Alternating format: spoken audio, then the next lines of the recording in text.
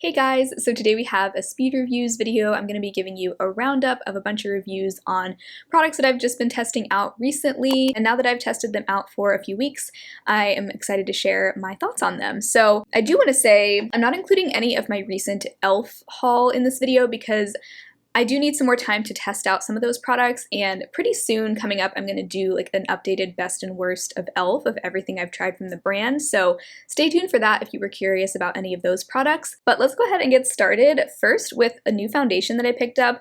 This is relatively new to the market and I've heard kind of mixed reviews on it, but I featured this in my full face of ethical mica makeup brands. Essence is supposedly a brand that uses only ethical mica in their products, and it's also such an affordable foundation. This retails for $7. This is their Pretty Natural Hydrating Foundation, and I have mixed thoughts on this foundation. I've had some days I've worn it where I hated the way it looked on me, and other days I've really liked it. I do have it on today, and I think what I've figured out with this foundation is I only like it when I apply it with a sponge. Anytime I've applied it with a brush, even brushes that I normally like for foundation, it just looks dry. It never looks smooth on my skin, but when I apply it with a sponge, I love the way it looks. I would describe this as a light coverage foundation. It's not going to cover up your blemishes or your freckles or anything. It does still let your natural skin show through. You might read the name of it and think that it's going to be very dewy because they call it a hydrating foundation, but on the back they do describe the finish as natural. So I think that's a good way to describe it because it really just doesn't look matte or dewy. It kind of just looks like the same finish that my skin naturally is without any products on it. Just kind of somewhere in the middle. It really doesn't feel that hydrating to me, to be honest. I think if you have very dry skin and you're looking for something that's gonna like actually add moisture to your skin, this is probably not what you're looking for. Like, I'll just be honest. I think the name is actually kind of misleading because it's not that hydrating. But like today, I'm wearing my Pipette Mineral Sunscreen underneath this, which is a very emollient, hydrating sunscreen, and I don't feel like my skin looks very dry. It just looks natural, but I'm actually really happy with the way that my skin looks with that combination, and specifically with this applied with a sponge. That's the only way that I am happy with the way it looks. So a little bit finicky, but now that I've gotten the hang of it, I actually really like it. So I'm glad that I didn't just write it off completely the first few times I used it. And if you saw me test this out in that mica video, you'll remember I wasn't very happy with it.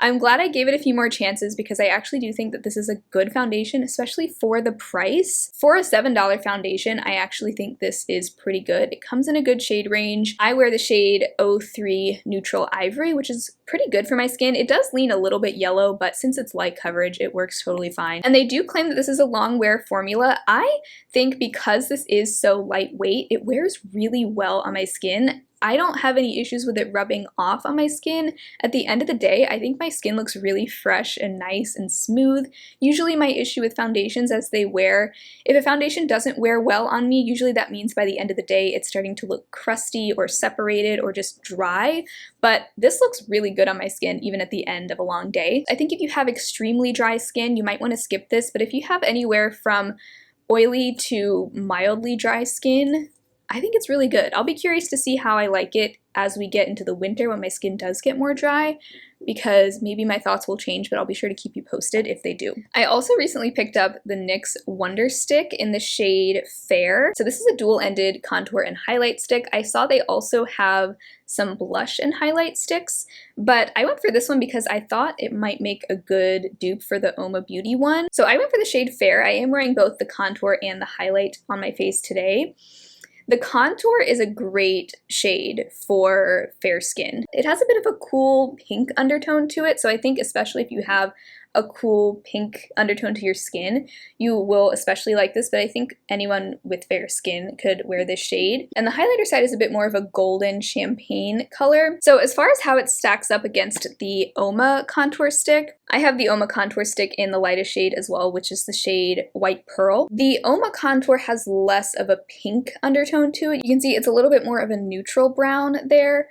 And the highlighter is a completely different shade. The Oma highlighter is definitely very pink toned, while the NYX one is a lot more golden. I would also say that the Oma has a little bit of a creamier feel to it. Just as you apply it, you can feel more softness to this formula. And it's not that the NYX one isn't creamy, it's just a little bit more thin. It does still glide onto your skin very smoothly. And with stick cream products like this, the main thing that I'm looking for is I want to be able to draw it directly onto my skin and then blend it out with a brush. That's how I like to apply this kind of thing. To me, that's the whole point of having it in a stick, is just being able to go boop and then tap it out and you're done. I don't want to have to put my brush on there. I don't want to have to put this on the back of my hand first. I just want to be able to draw it directly on my face. That's just my preference. And for me, this does work well that way. I don't have any trouble with it lifting up my foundation. It doesn't separate the foundation. It blends out really well. It doesn't leave like a streak on my skin where I placed it. So verdict is, it's not a total dupe for the Oma one. It's not quite the same texture or shade, but I love the effect that I get with this NYX Wonderstick as well. It's just not quite the same as the Oma one, so I still like having both in my collection. And these swatches on the back of my hand for both, they don't dry down necessarily. The NYX one, I would say, feels a little bit more set into place than the Oma one, whereas the Oma one's a little bit more slippy. So if you have oily skin, you might actually prefer the texture of the NYX one if you don't like things to feel slippy on your skin. So I really like the result that I get with this NYX Wonderstick. I like the kind of subtle contour that it gives me. It never looks too dark or muddy on my skin tone. So I think this is fantastic if you had your eye on this. I really don't have anything negative to say about it, other than the packaging is just a little bit cheap looking to me, but that really isn't that big of a deal to me. Another cream cheek product I've been testing out is the new About Face Cream Blush. So the shade I got is called Laid, and it is just the super adorable bubblegum pink color. Very trendy this year. This kind of pink blush has been so hyped up this year, so I figured I would try out that shade. And I also love that the packaging matches the shade. I just think that's such a nice touch. So this is a really nice cream blush. I don't think everyone would like it though, because it does have a very specific texture. So I think when a lot of people think of cream blush, they automatically think of something dewy and glowy on your cheeks, but this is a very matte formula. Like, there is no glow to it. I would describe this texture as a cream to powder. Like, when I touch it with my finger, it has a very creamy feel to it, but as soon as I apply it to my skin and start kind of blending it in, it starts to feel very powdery, a very cream to powder sort of texture. And the finish of this is very matte. Like, you can see there's really no shine or glowiness to this at all. And it also has a very velvety silicone sort of slip to it. So you have to like that kind of texture in order to like this, I think. But I've really been enjoying this. I've applied it with my fingers, but my favorite way to apply it is with a brush. I just feel like that's the easiest. It blends into my skin really quickly. This is what I have on today, and you might look at this color and think that it's gonna look like too bright or too much of like a Barbie sort of pink, but I really like the color. It goes on the cheeks looking a lot more natural than what it looks like in the pan. It just kind of gives you a nice like bright, awake sort of look, which I think is what most people like about this type of pink color. So all in all, I'm really enjoying this. Really glad that I picked it up. I think I could probably add like a little bit more. And because this has a cream to powder texture, I just tapped a little bit more on top just to add a little bit more so you could really see the color. And I'd already like set my under eyes and my T-zone and everything, and it didn't really seem to mess with those areas. I think because this is a cream to powder formula, it does work well either over or under powder. So I'm really enjoying this. I love just like the Y2K vibe of this brand also, and really the packaging is the main thing that sold me on this. I'm not gonna lie, I just think it's so cute and I love the monochrome look of it. Another product from NYX I bought at the same time as their Wonderstick is the Lift and Snatch Brow Pen. I think I've already kind of shared my thoughts on this in other videos, but I figured I'd go ahead and give you my review here too.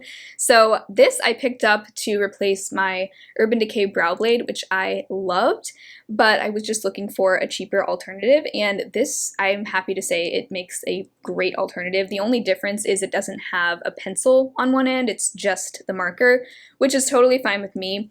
I've actually used this on its own in my brows, even in the tail. Normally I use some kind of either pencil or pomade in the tail of my brows, and then I mainly use a marker like this kind of in the front end. But some days I even use it on its own, and I think it works just fine that way too. But today what I did was I paired it with the Essence Brow Designer, which I'm also reviewing in this video. I went with the shade Blonde. It does pull a little bit red in my brows, so I think I would prefer something a bit more cool toned. I think next time, once I run out of this, I'll probably get a different shade, but this works just fine in my brows. It has a very nice fine brush tip. It makes it really easy to get like a tiny hair-like stroke, which is what I like to use this type of product for. I just feel like this type of product looks the most natural in my brows because I can use a very small amount of product overall. So when I apply this, I like to just kind of hold it on its side in the direction that my brow hairs go so that I can just draw a few flicks, and it ends up looking really nice and natural. So if you've been on the hunt for a good drugstore brow pen, I highly recommend this one. I'm just now realizing that most of these products I do really like, except for this next one. This next one I'm kind of just on the fence about. I don't love it, but I don't hate it either. This is the Essence Eyebrow Designer, a very affordable brow pencil, and this is like a traditional wooden pencil. I got the shade Blonde in this as well, which also does pull a little bit warm on me, but it works. Again, it works, but it's not like my favorite shade. The thing with wooden pencils is you don't always get a consistent thickness unless you're sharpening it between like every single use, which in that case you might end up wasting some product. So you're of course not going to get as fine of a tip with this as you would with like something like the NYX Micro Brow or that type of product.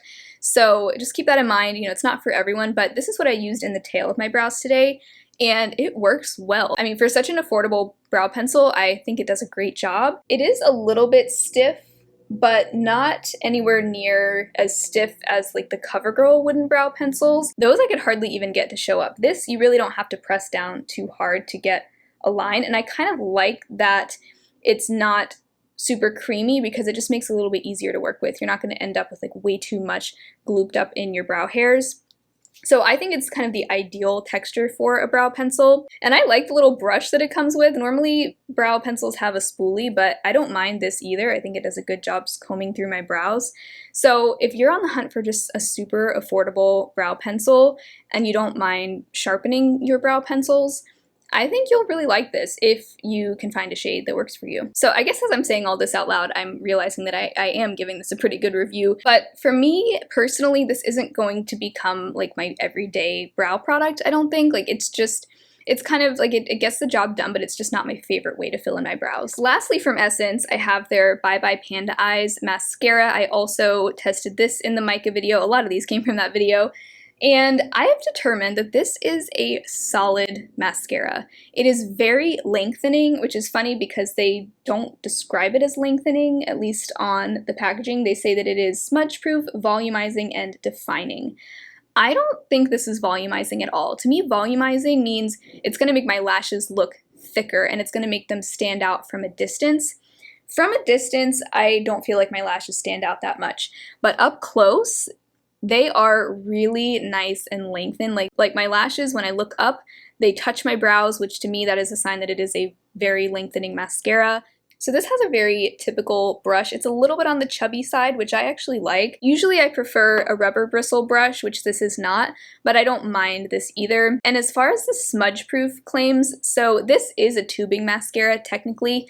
I just remove it with my cleansing balm and it comes off just fine like that, but the idea behind a tubing mascara is you can also just rub some warm water through your lashes and it'll just kind of come off in little tubes. And typically tubing mascaras don't smudge.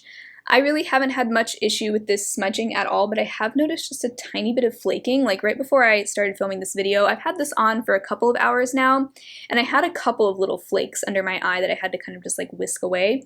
So really the flaking on me is very minor. It's not even enough to bother me, honestly. I have noticed also like at the end of the night, sometimes I'll have like 1 or 2 flakes that have kind of fallen down. So if you're really susceptible to flaking with your mascaras, I don't really recommend this, but it does stay true to the smudge proof claim because on me, I haven't had any smudging. So I think this is good if you like a more natural look to your lashes, but you still like for them to look kind of fluttery and long, but I don't think it's working any miracles. Like for me, my favorite is still the Milani Highly Rated Anti-Gravity. I just think this is one of the best mascaras I've tried in a long time. It makes my lashes look incredible. Like long, thick, just very, very dramatic, which is what I prefer. But if you want something a little bit more natural looking, I do think this is a good option. Okay, so that is my speed review roundup on all of this new makeup that I've been testing. Some of it is new to the market, some of it is not, but it is all new to me. So I hope you enjoyed hearing my updated thoughts on these items. Let me know if you've tried any of these, what were your thoughts, so that if anyone else is thinking about purchasing them, they can hear multiple opinions down below in the comments rather than just my own. So I know we all have different experiences with products. So if you enjoyed this video, be sure to give it a thumbs up, subscribe to my channel if you haven't already. I upload at least 3 videos a week, so I would love to see you back soon, and hopefully I will talk to you again in my next video. Bye!